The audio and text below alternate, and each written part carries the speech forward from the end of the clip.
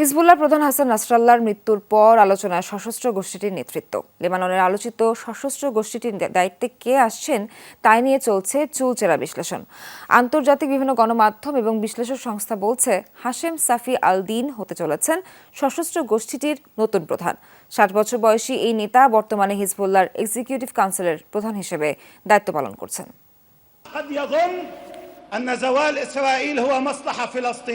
গেল ৩ দশক ধরে হিজবুল্লাহর দায়িত্ব সামলে আসছিলেন হাসান নাসরাল্লাহ। তার মৃত্যুর পর আলোচনায় কে হাল ধরতে চলেছেন সশস্ত্র গোষ্ঠীটির।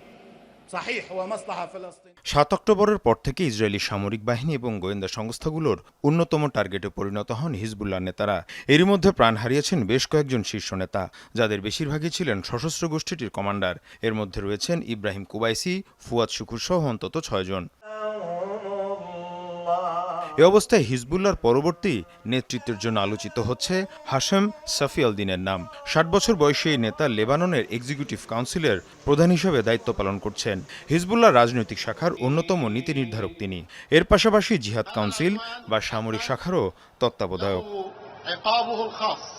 দীর্ঘদিন ধরে হিজবুল্লাহর সাথে সংশ্লিষ্ট থাকলেও হাশেম আলোচনায় আসেন ২০১৭ সালে। ওই বছরই সন্ত্রাসী হিসেবে হাশেম সাফি আল দিনকে কালো তালিকাভুক্ত করে যুক্তরাষ্ট্র। মীর মুশফিক আহসান, যমুনা নিউজ।